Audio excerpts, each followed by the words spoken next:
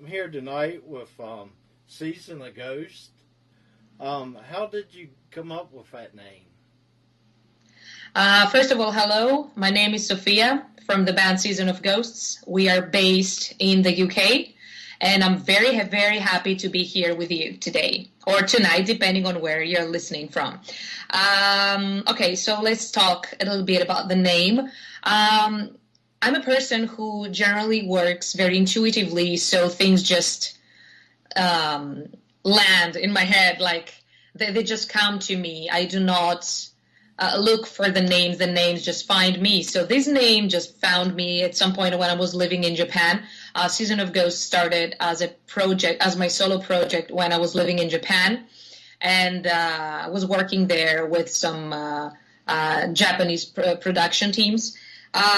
So basically, I was just contemplating our society today, and it's honestly like comparing especially to the past, to the recent past, let's say like a couple decades ago.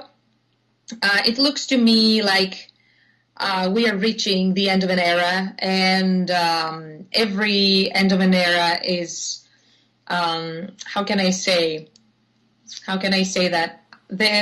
I feel it's kind of like haunts me, this feeling that there is like spirits or ghosts haunting us, like they are trying to warn us. It's like, perhaps like you can call it that little voice inside our heads, like everybody has one, not like a ghost per se, you know. And they are just trying to warn us, you know, to do better, to save what we have. Because basically the world is going to hell. I don't know if this can be prevented, but these ghosts, in inverted commas, are trying to make us, you know, to help us save ourselves, basically. So that's why I believe that we are living in a season of ghosts. The ghosts of the past, perhaps, ghosts of our ancestors. These are the little voice inside our heads, our conscience, perhaps. That's it. Like Pinocchio had a cricket. Yeah, it's the Jiminy Cricket, exactly. Very good. Nice. You released Leap of Faith in 2018. What can you tell people about it? Yep. This is the second studio album from Season of Ghosts, and it was released on the 23rd of October 2018 worldwide in physical and digital format. And it's a much more mature album. I do not mean to say that The Human Paradox, which was the first album, was an immature album, not by any means. But definitely I have, and the project has matured on every level, production-wise, composition-wise, lyric-wise, everything. And of course, essentially, there's been a gap between the first and the second album, because The Human Paradox was released in December 2014. So since then, lots of things went down, good things, bad things, lots of bad things. And everything made me think and made me reassess my life and my values, my ethics, multiple times. And this can be directly reflected on the spirit of the album. Many people said that the style, the aesthetics changed. Yeah, that's true, but it doesn't mean that I denounce my previous aesthetics. I come from a Japanese fashion world, and I also used to be an active musician in Japan. But it's not like I'm denouncing the Lolita fashion that I was wearing in the past. I still love my dresses very dearly. I just believed that the steampunkish, more gothy and more simple style that we adopted as aesthetics for this album reflects what we want to say, like gets the message across in a better way. And that's all. The songs There's how many songs? 10, I think 9, 10 songs on the album, and everything is kind of is either a fast song or a mid-tempo. There is no ballad in this album because many fans requested, like listening to the Human Paradox.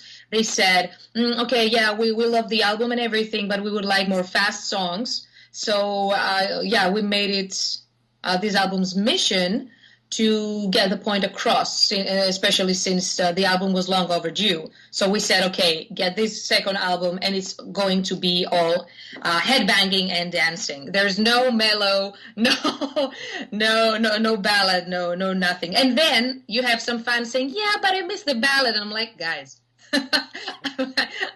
it's okay. They're going to have to wait until the next album. We're going to feature something more mellow.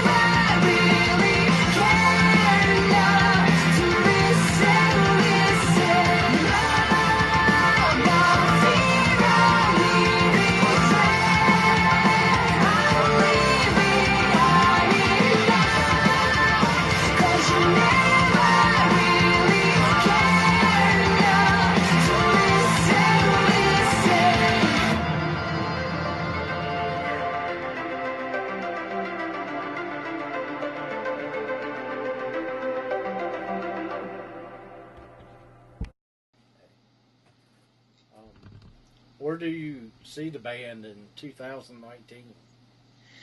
2019. Ideally, I visualize the band in every corner of the world, including the US. We are working with a management company in the US since last year, and we're trying to plan various tours in different continents, obviously in Europe, in the US, and also Japan or Asia in general. I would say Australia, but that's a little bit far-fetched for the time being.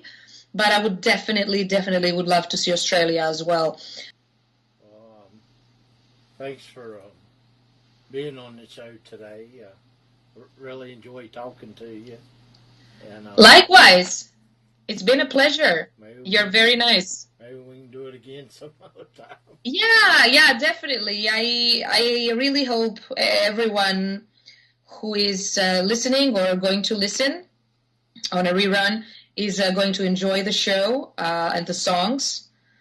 Yeah, sure. And we can do it anytime again.